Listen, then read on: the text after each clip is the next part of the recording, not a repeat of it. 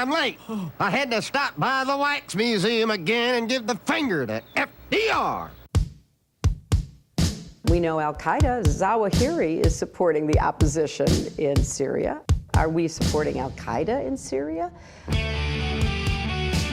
it's a proud day for America. And by God, we've kicked Vietnam syndrome once and for all. Thank you very, very much. I say it again, you've been had. You've been took.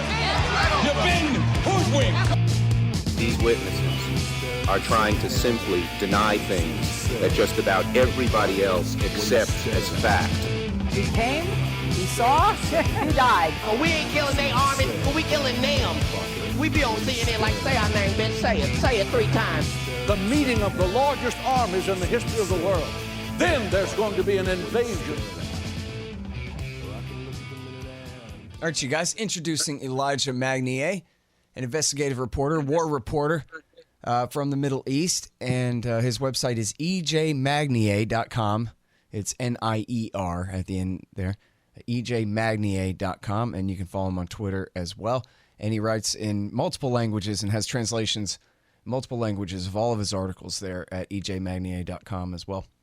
So send them to your friends around the world. Welcome back to the show. How are you doing, Elijah? Hello, Scott. Thank you for having me again. Very happy to have you here. And we got 3 major stories to cover today in half an hour. Syria, Lebanon, and Iraq. And so I was hoping we could talk about, first of all, Syria. Can you give us the current status as of, the last you heard about the hostilities on the Syrian-Turkish border there in northeast Syria? Yes. So following the U.S. withdrawal from most of the area in northeast Syria, the Turkey moved in with the jihadist groups to occupy a part of the area where the Americans have gone and took villages where the Kurds were living in. And what's happening is the Russians are patrolling the area with the Turkey after reaching an agreement with President Erdogan to manage the differences in the area and to keep a status quo.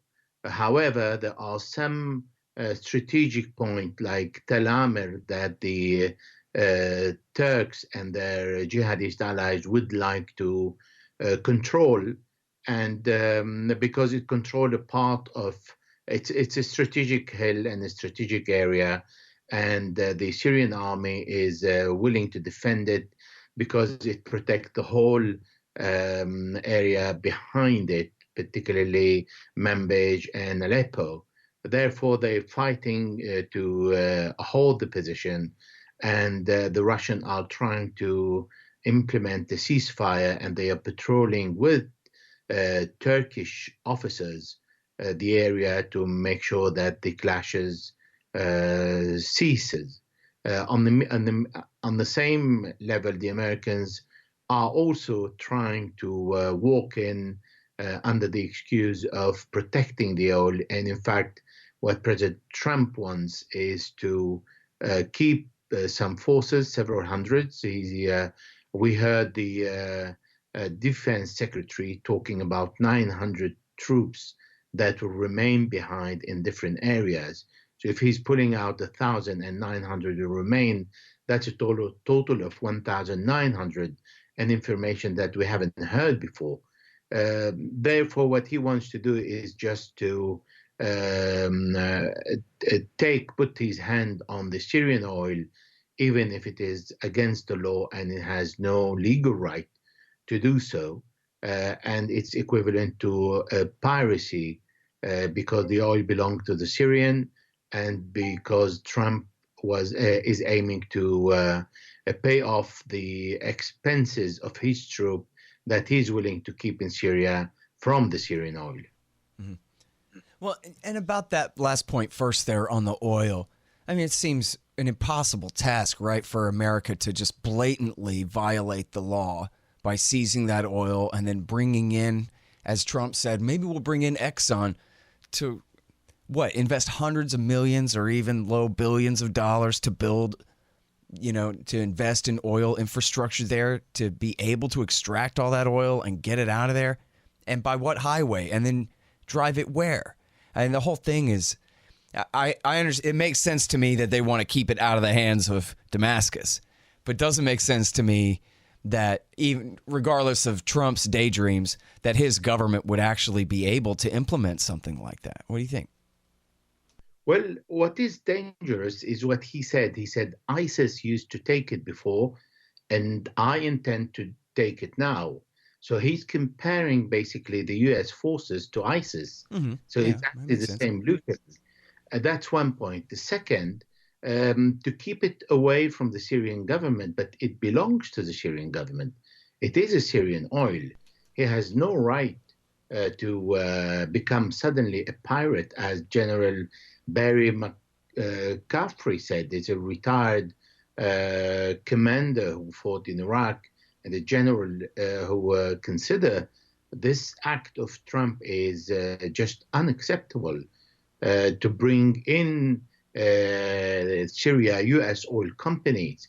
And also there is another fear that ExxonMobil exists in Iraq, and the President Assad has friends in Iraq that are allied with Iran as well. So what basically Trump is doing is jeopardizing the safety of ExxonMobil personnel in Iraq, and if he had the intention to offer the Syrian oil to ExxonMobil. Mm-hmm. So therefore, there is no justification for this act whatsoever. Right. Yeah. So for him to even say it is, even though it probably would be impossible for them to try to implement it, just saying it and bringing it up that way causes all these problems in the first place. But as you said, it's completely illegal. I mean, since World War II, it was America that outlawed invading other countries and stealing their resources, essentially back after World War II in the UN Charter and all of that. So, and the rest, and I think that was illegal under Geneva probably before the UN Charter. I'm not certain on that, but it probably was. But there's no question that that's, absolutely criminal. There's no way they're going to. I mean, in Iraq, you're right, Exxon has concessions there, but that's after a full-scale regime change and an invitation, quote unquote, from the new officials in Baghdad and in Erbil. That's different than over the objections of the sovereign governments. Like the situation in Damascus there. Yeah, I mean, he lacks congressional authority to stay in Syria, and he can be accused of criminal liability under the U.S. War Crime Act, because what he's doing is he's taking oil that belongs to Syria with no justification. And also there is another point, saying that ISIS used to take it, we want to protect it from ISIS, but there is no more ISIS that can control oil field, keep it, and nobody's going to buy the oil if ever ISIS takes control of the oil field. So he just needs to pull out, and the Syrian army will move in and will take back what it belongs to Syria. It's very simple. Right. Well, yeah, and on that point, that's one of the most important points here. It's pretty obvious in the media here that in all the crocodile tears over the Kurds, which all these media people don't know the first thing about and didn't anticipate at all that the solution would be for the Syrian army to come in there and end the war before more than 1,000 people have even been killed and that kind of thing. But all that was kind of a bait and switch anyway, but they couldn't decide if it was a bait and switch because, no, we really have to stay there for ISIS, which, as you said, is a very small militia in eastern Syria now, whatever's left of it, or whether they're really there for Iran.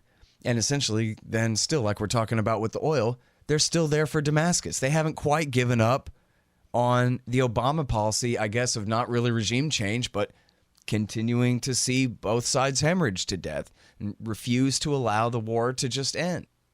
Yes, that's true. So ISIS can regroup itself in small groups, not in big groups, and they are capable of mounting spectacular attacks, but they can't stay in one place. They can't occupy in one place. The Air Force, any Air Force, the Syrian, the Russian, the Americans will come and destroy them. So it is really making fun of people when saying, I want to prevent from ISIS taking it. However, Trump said in 2011 something very true that he is implementing in November 2019. He said, we are not stealing anything. We are reimbursing ourselves at least at a minimum. So this is the principle that he's acting upon, is reimbursing the U.S. Army from the oil. Right. Well, you know what? You got to hand it to him. He makes everything very plain. Forget neo-imperialism. This is just plain old imperialism. Everybody got that? All right. Let's go sell some weapons to the Saudis now. And it's all just as above board as could be. So, hey, At least there's that. At least the liar's honest.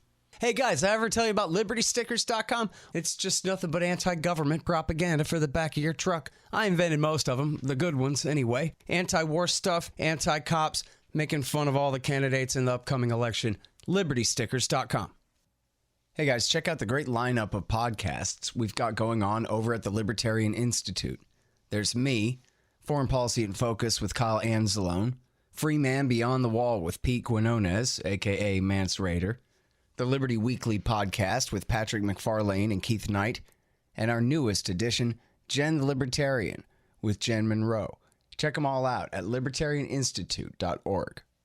Hey guys, don't you think it'd be cool if you could go to college, but Tom Woods was the dean of the thing? Yeah, well, something like that. Check out libertyclassroom.com, where Tom Woods went and had his pick of all the best professors to teach their courses in the real history and economics that you didn't learn when you went to college the first time around, or maybe you didn't learn because you skipped your higher education altogether. But here's some real American history and some real economics, the kind of stuff that you've been missing. It's all at libertyclassroom.com, and make sure to click through the link in the right-hand margin of my website, scotthorton.org.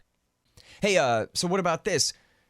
Abu Bakr al-Baghdadi, when he was killed, he was up in the Idlib province. Now, does that mean that he was hiding under Abu Muhammad al-Jawlani's nose? Or does that mean that they're friends again, or what? Well, it means that, first of all, he moved from the Baghouz area, where he was in an area under attack by the Kurds and the Americans. And we have learned, I wrote about it, that according to Iraqi intelligence services, that he is still in the city, and he's surrounded by all troops. So we learn also that the Kurds managed to smuggle many of ISIS commanders who paid handsomely to smuggle themselves out of the surrounded city. And by moving into Idlib is nothing new. The whole world is aware that Idlib is the biggest concentration of Al-Qaeda and jihadists. The same militants that are fighting, that are present in Idlib, are called moderate rebels when they are in Idlib. But when they move to attack the Kurds in northeast Syria, they are called Al-Qaeda and jihadists. So you really noticed that too. Sorry. Yes. So it really depends where they are fighting. Then the mainstream media call them in different names. Therefore, his presence in Idlib on the border with Turkey is with the agreement of Hurras ad-Din, that is Al-Qaeda, and Al-Qaeda is present with the agreement of Abu Muhammad al-Jawlani in Idlib. Therefore, it may be not necessary that Jawlani knew about al-Baghdadi being present there, but I can recall at the beginning in 2014 that Jawlani didn't fight against ISIS and withdrew from Deir ez-Zor because he is an ISIS commander after all. He was the one sent by Baghdadi in 2011 to Syria, and he turned against his emir to become himself an emir. Therefore, knowing that his enemy is there, but his enemy is hopeless and can't harm him, it's a way to reimburse his debt toward his commander. That is a possibility. Another possibility to say that maybe he didn't know, but at least Al-Qaeda knew, because one of the commander of Al-Qaeda is the one who rented the house, and he is the one who looked after the house and received $7,000 out of a receipt that we have seen available online in social media to refurbish the house to accommodate ISIS commanders that are escaping from Baghouz with the agreement of the Kurds. Mm-hmm. So now Haras al-Din, this group that was keeping him there, that is Al-Qaeda. So is it the same group as Hayat Tahrir al-Sham, or it's an associated group, or just a different name for the same group, or how's that work? Haras al-Din are Al-Qaeda. So what happened is when Abu Muhammad Julani, the leader of the ex-Nusra, and now is the Hayat Tahrir al-Sham, he was an ISIS officer, and he came to Syria to take over what is called the revolution. And then when he found himself growing and leading a large group, he went solo and declared his loyalty to Ayman al-Zawahiri, became Al-Qaeda in Syria. And when he saw that he can't stay in Syria under Al-Qaeda, and Turkey will not accept him to be holding the name of Al-Qaeda, because the Americans are ready to defend the jihadists while they are fighting against Assad. Therefore, he changed the name into Hayat Tahrir al-Sham, left Al-Qaeda because he said, I don't need to belong to any other group. But that triggered the migration of many foreigners and Syrians who joined him because he was leading Al-Qaeda in Syria, to the call and request of the leader of Al-Qaeda Central, Ayman al-Zawahiri, and they separated themselves from him, and they called themselves Haras al-Din, the protector of the religion. And Haras al-Din are basically Al-Qaeda that are directly loyal to Ayman al-Zawahiri, and they are tolerated by Julani to be present in Idlib. I see. So in other words, Julani sort of distanced himself from Al-Qaeda. He never really denounced Zawahiri or renounced him in any way. But you're saying this other group didn't even pretend to separate from Al-Qaeda, and so that's the difference is between Al-Qaeda and a third over there. Well, yes, basically, what changes basically is the name. Yeah. If we look at the ideology of ISIS and Al-Qaeda, Haras al-Din, Hayat Tahrir al-Sham is exactly the same. The practice, one doesn't tolerate journalists, other tolerate journalists, one tolerate this practice, other doesn't. But at the end of the day, they have exactly the same creed and the same ideology, the same belief, and they are Sunni extremists. Yeah. Well, as Dan Cohen was saying on the show yesterday, that it's just clearly a PR stunt. It's rebranding like it's a product at a grocery store or something. But the Americans say we need a new name now because it's too obvious that Nusra still means the guys that knock the towers down. So let's call ourselves something else they can't pronounce and see if maybe that'll obfuscate it a little bit. Not that they're worried about our politicians, but they're worried about the American people, beginning to figure out who's who and oppose it. I guess when I said, before we move on to Lebanon here real quick, when I said that the casualties there in the clashes at the Turkish border were below 1,000, right, or in the low thousands, is that correct? The clashes between whom and whom? Oh, the Turks, and I mean, there were at least a few hundred people were killed in the clashes between the Turks and the Kurds, right? Yes, of course, yes. They were fighting on a main city that the Kurds end up taking. It's Ras Al Ain. Mm-hmm. And then, do you have a ballpark of how many people were killed overall in that? I mean, it's not all the way over, I guess, right? There's still some skirmishes. I saw where the Turks actually killed some Syrian soldiers and took a few more captive the other day. Yes, well, that was the Turks said that was a mistake because they were not supposed to move in the area. And at the end of the day, they have released the 18 soldiers, I see. Syrian army soldiers that they have captured and delivered them to the Russian. Okay. So in other words, I mean, essentially peace is at hand there on that border region. And they did cleanse and create that so-called safe zone of what, 30 miles, 35 miles or something on the Syrian side of the border? Well, that is the Turkish objective. However, they didn't manage to implement their objective to take 440 kilometers long and 30 kilometers deep because of the agreement with Russia. And they only took a small area instead of taking between 12 to 15,000 square kilometers.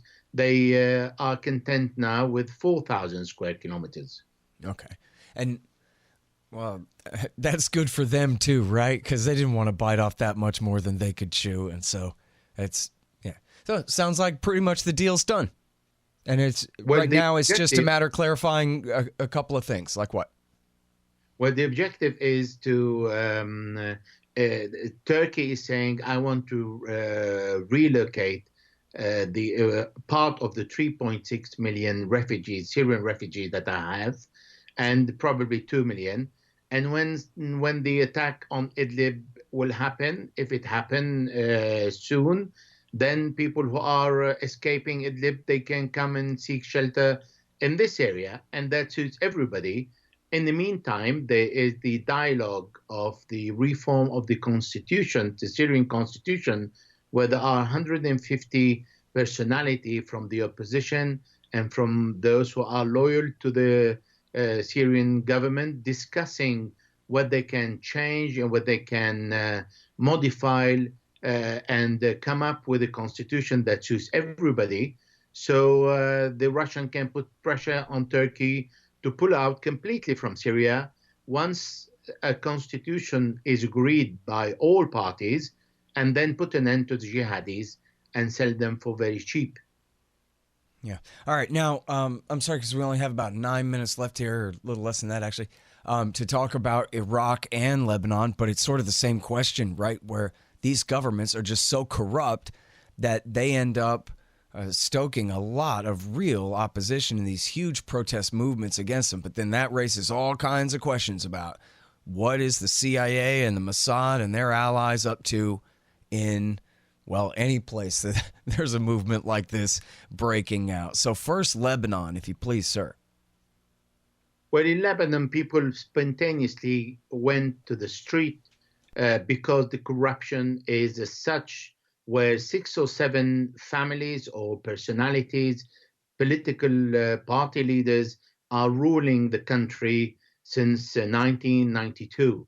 And they pass it on to their children, and their family become rich, and they can do everything. And the problem is not only that, is they divide among themselves all the key position in the country. They appoint the head of the army, the head of the internal security, they appoint the judges, and they can resuscitate the death, and they can order the death of anybody.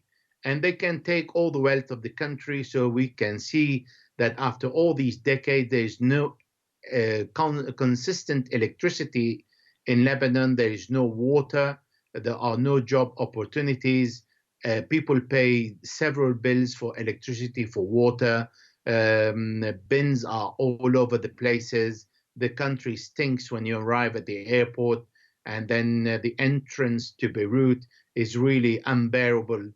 And then the dollar continue raising, and there are no jobs. People are leaving the country to find job opportunities somewhere else outside Lebanon. So for the first time, people went in the street, and they didn't care about the conventionalism that exists. And they said, we want to eat, we are hungry, and we want to change the system.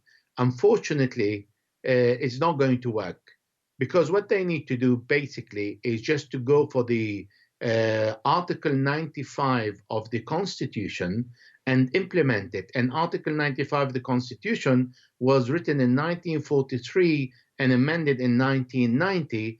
and it says that the principle on confessional representation in public services job, in judiciary and military security institution shall be cancelled in accordance with the requirement of national reconciliation. This is not happening. It never happened.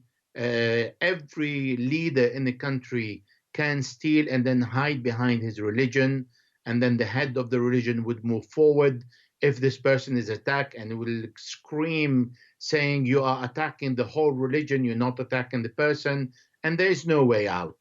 This is what's happening, and now the prime minister resigned, and I didn't understand why the people came off the street. I mean, they should not block the main street, but nothing has happened really.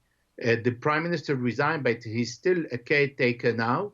The new government will be formed. We don't know if it's going to be formed. It's more likely that it's going to take a long time before it is formed. And then the reform will not happen. So basically, they've done nothing, but they've spent 2 weeks in the street, losing $220 million per day. And at the end of the day, they came off the street. And then we are back to square one, discussing who's going to form the government and who are going to be the ministers. Mm-hmm. Well, I saw on your blog there, or in your article where you talked about, somebody's paying these people and keeping them fed, keeping these people out in the street. And then you talked about the obvious interest that the Saudis have and the Israelis have against Hezbollah. But doesn't America, or didn't America back the Hariri government? Or that was just because they essentially had to, because there was no one else to back? They have backed the Hariri government at the first beginning. Nevertheless, they call this government as a Hezbollah government, which is not, because in Lebanon it's very well known that no party or a religion or a group, however strong it is, can dominate the government. Well, and they've had an alliance with Michael Alun and the Christian groups, right? Yes, that is correct. The Shia and the Christian, they have a strong alliance because they faced other groups that are aiming to modify the country into a direction they didn't want. So therefore, the Americans at the beginning supported Hariri, but at the end of the day, they want Hariri to be stronger, firm, eliminate Hezbollah from the government, an impossible request because Hezbollah and his allies, they won the majority in the parliament, and saying eliminating Hezbollah from the government and the parliament, it means eliminating the majority of the Lebanese. Yeah. Now, that is not possible to fulfill. Well, we saw back when they tried the Cedar Revolution, which was a color-coded revolution-style event back in, I'm going to say, 2006, 2007? And then they had the counter-protests that came out in favor of Hezbollah. And it wasn't just Hezbollah and the Shia. There were other factions, too, protesting on that side. And their protests blew the original Cedar protests away. And so, I don't know exactly how the demographics break down in terms of proportion, but there's no doubt that there's a reason that those guys were the leaders, that the Christian and Hezbollah coalition had the leadership. So now you're saying in this article, like, you're really worried that this could lead to real conflict if the prime minister is resigning, but the protest movement isn't being placated, and they want to stay out there and act like it's a general strike and wreck things. You think this could get out of hand? Yes, but they stopped now. They've left the street for the moment. They can return. But what we have seen supporters of the prime minister going in the street to show solidarity with the prime minister. We saw supporters of the speaker going in the street and beating up some protester because they were insulting their leader. We saw supporters of the right-wing Lebanese forces blocking the main street and preventing anyone from going to work because their leader offered his resignation, moved out of the government and was on his own out, and then everybody was still in, and he was the biggest loser. So each political group has his own people, and if they all go in the street, they will start fighting. and end up creating a real havoc in the street, and that can lead to confrontation. Yeah.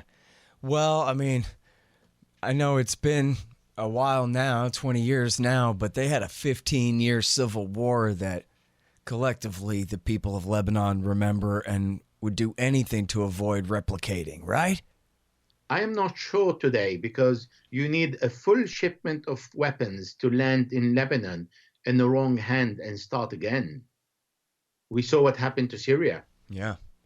Well, it sure took a lot of intervention there from foreign powers to make it happen and all that. I'm sorry, I want to ask you so badly about Badr and Sadr right now, but I got to go, Elijah. Maybe we can catch up again next week. That'd be all right? Okay. All right, thank you very much. Everybody, that's Elijah Magnier. It's ejmagnier.com. Really appreciate it. All right, y'all, thanks. Find me at libertarianinstitute.org, at scotthorton.org, antiwar.com, and reddit.com/Scott Horton Show. Oh, yeah, and read my book, Fool's Errand, Time to End the War in Afghanistan, at foolserrand.us.